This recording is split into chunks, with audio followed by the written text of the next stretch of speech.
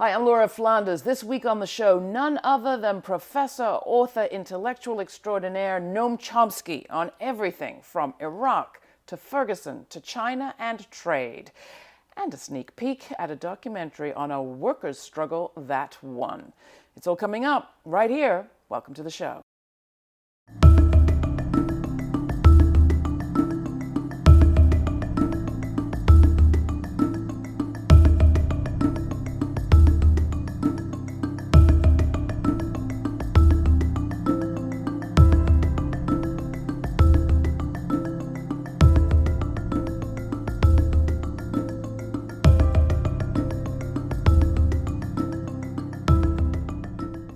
It's hard to find anyone on the U.S. left who has not been influenced by our next guest. He's an accomplished linguist whose work has transformed his field. He's a political theorist and the author of more than 100 books, the subject of many movies. And he's not just a committed public intellectual, he's an activist. He shows up on campuses where the action is and draws a crowd. Noam Chomsky is our guest in this special interview recorded in New York. Noam, welcome to the program. Glad to have you. President Obama picked the 10th anniversary of the U.S. Battle of Fallujah to announce a doubling of the U.S. troop presence in Iraq. Some of those troops going back to Anbar province, where Fallujah is situated. People talk about the crisis of ISIS, the lack of good options. Is this how you see it? It's interesting to look at it carefully. Fallujah, first of all, was one of the worst atrocities of the 21st century. The Iraq War itself was the worst crime of the 21st century, easily. Fallujah was probably the worst war crime carried out during that war. The Marines, 7,000 Marines attacked Fallujah, probably killed everyone who was there. They called them insurgents, but whatever that means. The first day of the invasion of Fallujah, you take a look at the New York Times, had a front page photograph of Marines breaking into the General Hospital, which is a war crime, throwing all the patients on the floor and shackling them, throwing the doctors on the floor. It was hailed as a triumph. Yeah. When the high command was asked why they broke into the hospital, they had an explanation. They said it was a propaganda center for the insurgents. It was releasing casualty figures, and therefore it's legitimate to carry out a major war crime. Apparently pretty exotic weapons were used there, and there's evidence, which international agencies don't want to look at, of high levels of cancer, other effects of maybe depleted uranium, maybe something else. It's a major atrocity. But it's hailed here as a victory. The only way it is referred to now is as a tragedy, because the Marines fought so hard to liberate Fallujah, and now ISIS is in control of it. I mean, you don't know what to say. So what would you do if you were president? If ISIS? First of all, ISIS is a monstrosity. There isn't a conceivable way of dealing it. It's kind of hard to imagine, following the law. I say that cautiously because it's such an outrageous idea. But there are laws, and we're bound by them. They're actually, the Constitution requires that we adhere to them. Of course, we never do. One of them is is the UN Charter. A way of dealing with ISIS, following the law, would be to approach the Security Council,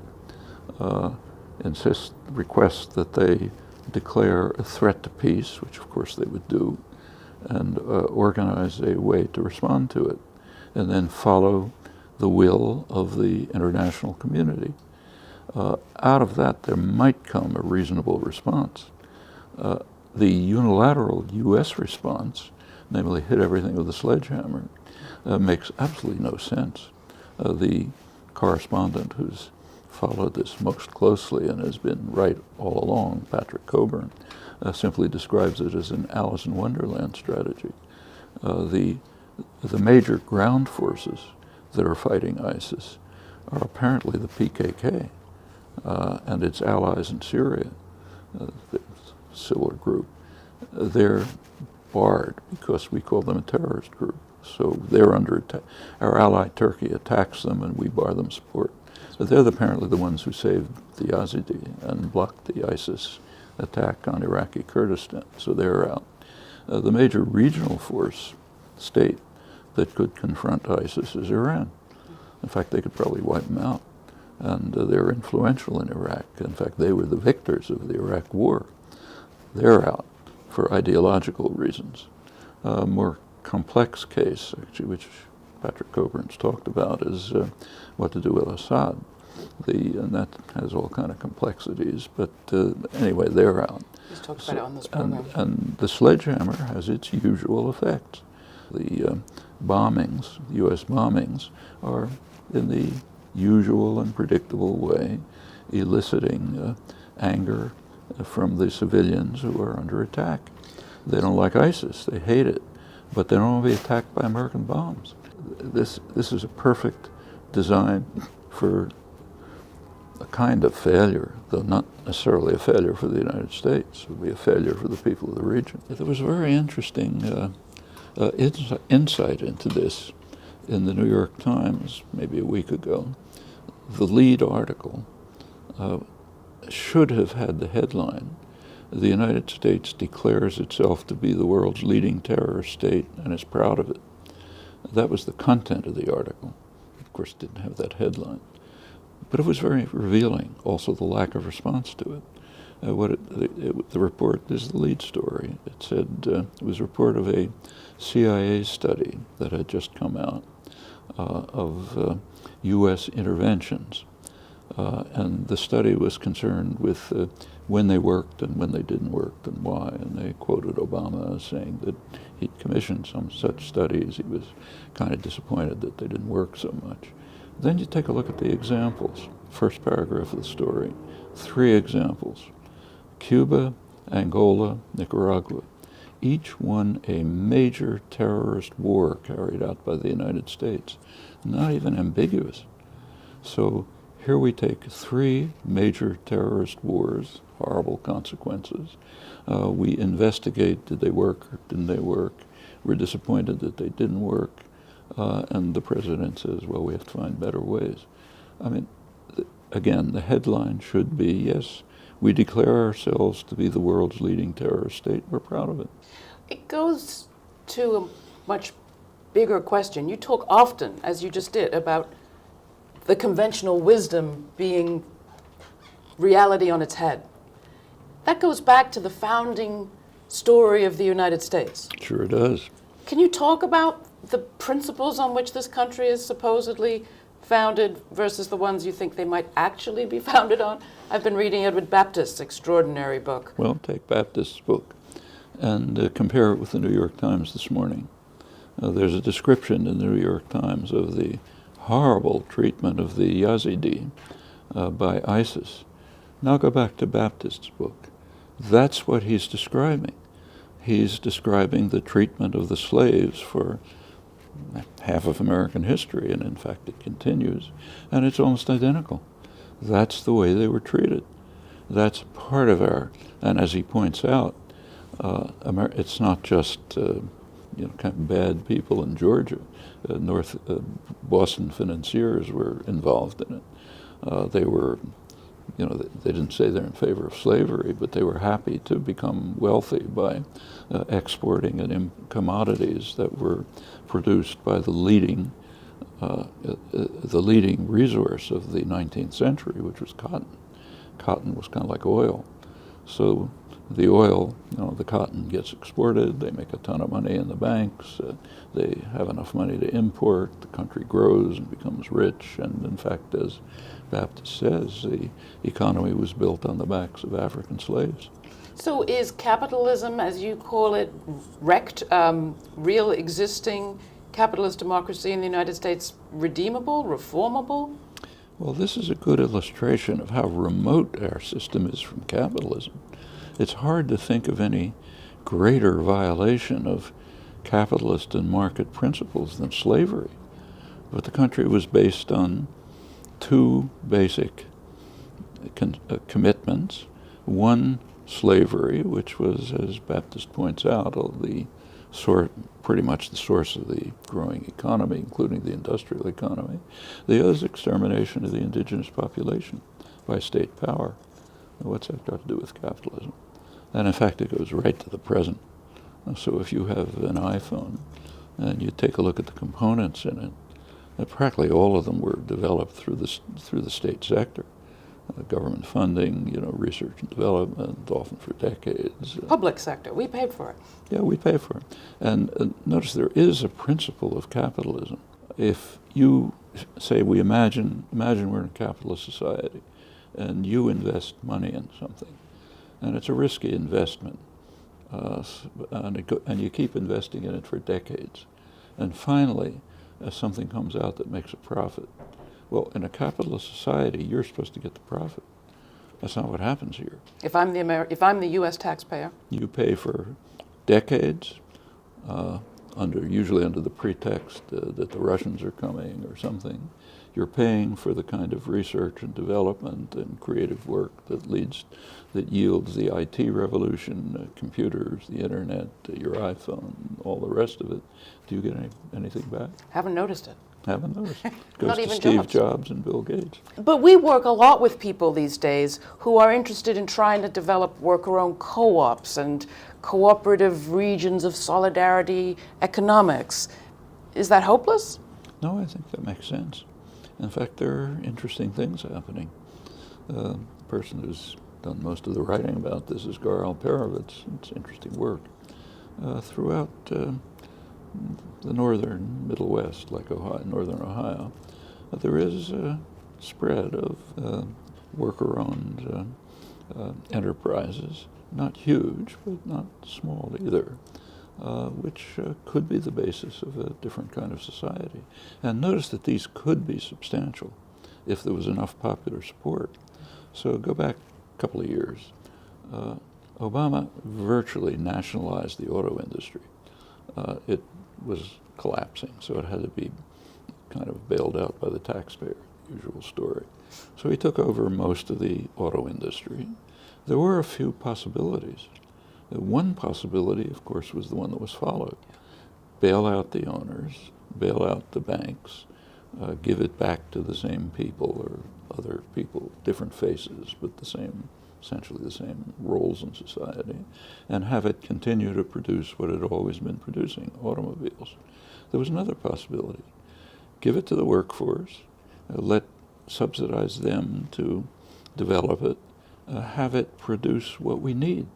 What do we need? I can give you a personal example. My wife and I came into New York by train from Boston. The train took only an hour and a half longer than when I took it in 1950 for the first time. Either it was standing still or it was going slower than the trucks on the Connecticut Turnpike. There isn't a country in the world where this happens. And that's just a symbol of the country. This is the richest country in the world, has incomparable advantages, and it's just falling apart. Were you encouraged by the news that was hailed as a breakthrough of the U.S.-China accord around emissions? For the first time, China committing to cap emissions? Well, it's not the first time. They'd already committed to it. I mean, there's a little adjustment in the dates. Look, it's better than nothing, but it doesn't really amount to much, and it has potential dangers that we ought to keep our eye on. Notice that this is a U.S.-China agreement. It could turn out that this is going to undercut the international agreements, and it's not impossible that that was the purpose. When we talk about Chinese emissions, remember, they're our emissions. China's manufacturers say your iPad, and there's pollution, but that's for the American markets. It's a mixed story. Well, so that goes to the questions that we received from our Facebook friends. We invited them to pose questions of Professor Chomsky, and they posed very many. They fell into several camps. How did we get into this mess? How would you describe this mess? And how do we get out of this mess? I think we're at the how do you describe this mess situation. One question in particular was, how do you assess the strengths and weaknesses of the U.S. movements for social justice? And how would you advise we try to maximize the strengths and minimize the other?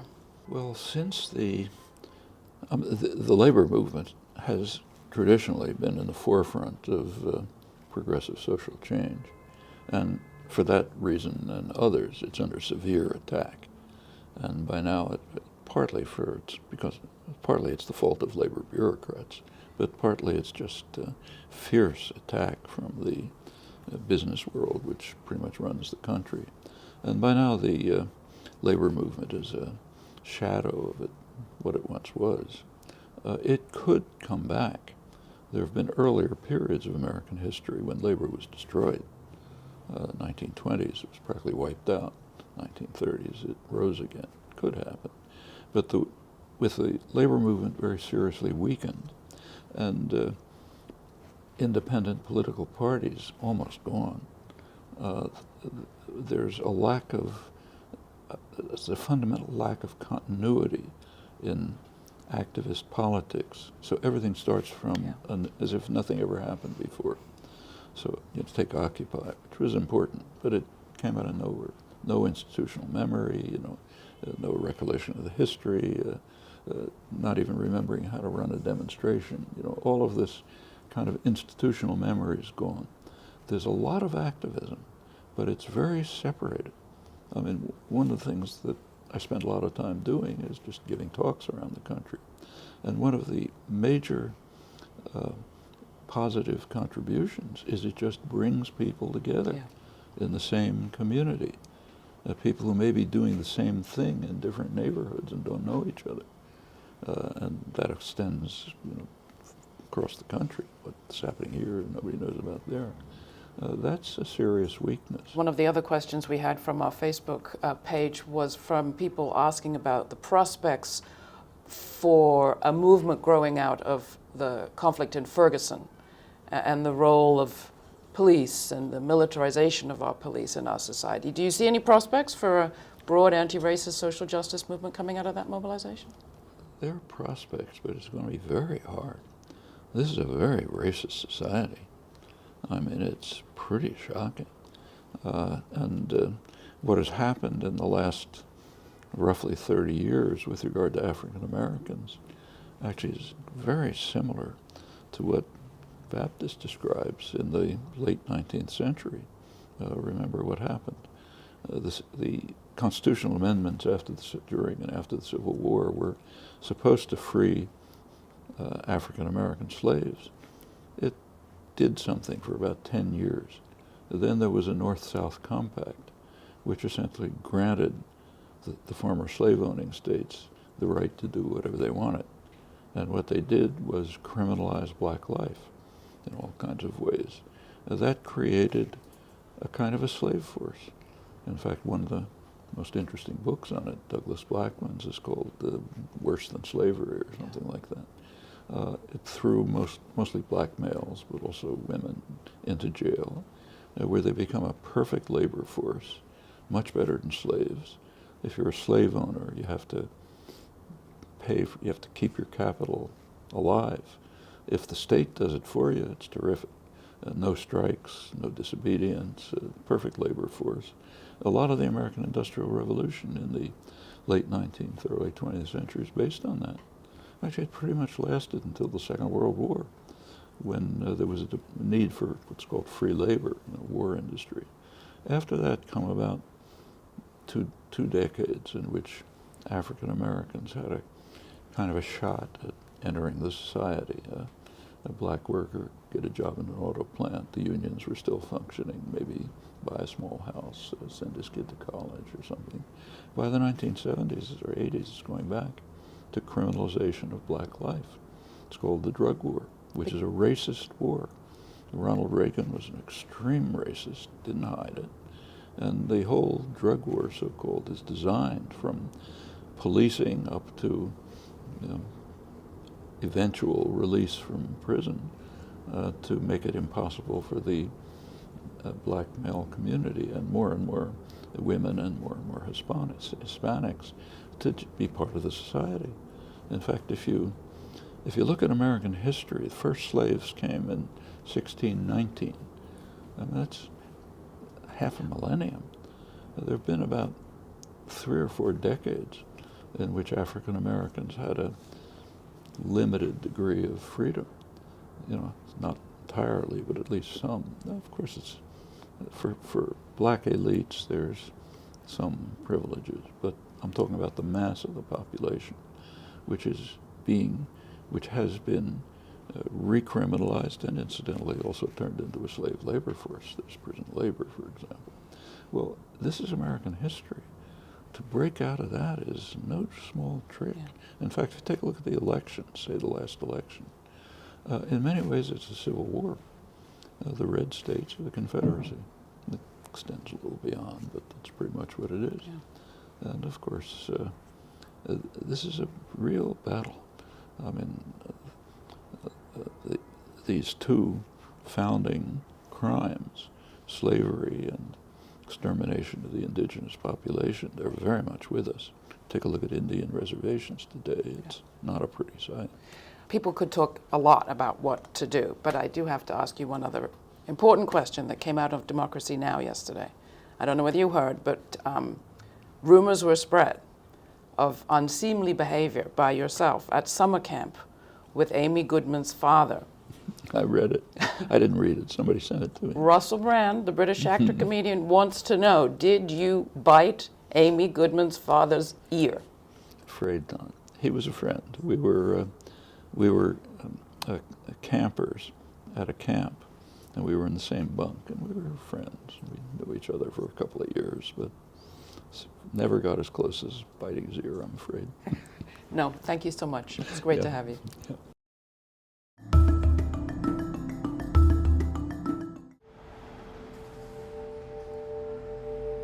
Estás a la mitad del río y estás viendo México y estás viendo Estados Unidos y dices, wow, pero yo qué tengo que estar haciendo aquí.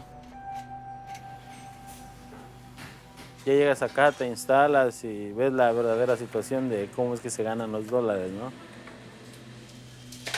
Decidimos llamar al Departamento de Labores a reportar todo lo que estaba sucediendo, pero ellos jamás llegaron. Somos indocumentados. Pero eso no quiere decir que tengan que lucrar con el hambre de nosotros. Cuando tenemos un contacto con el trabajador, somos muy explícitos. Estamos hablando de una lucha de poder. Dijeron que cómo nos iban a dar los beneficios si nosotros no éramos ni siquiera una unión. Ahora van a tener su unión que ellos pedían.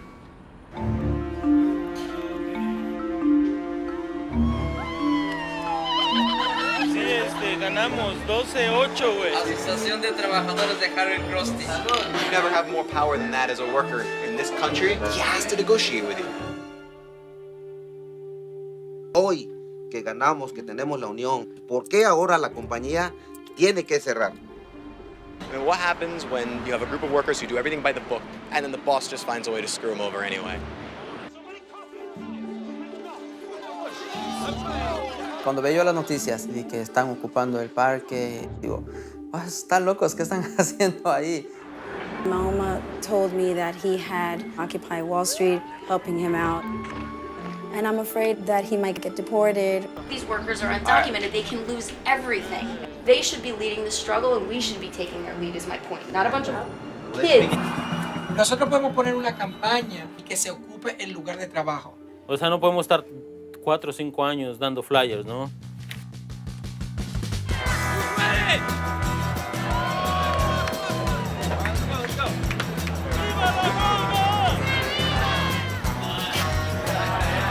They're supposed to be invisible. The food's supposed to arrive, but you're not supposed to see them.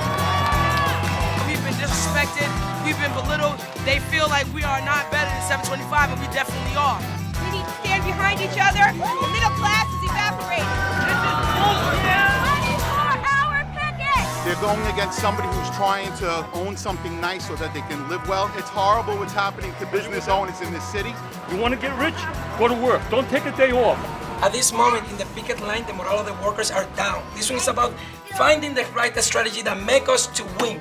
Si vas a abusar de mis derechos, te vas a tener que atener a las consecuencias, porque ya no somos las mismas personas con los ojos cerrados de antes, ¿no?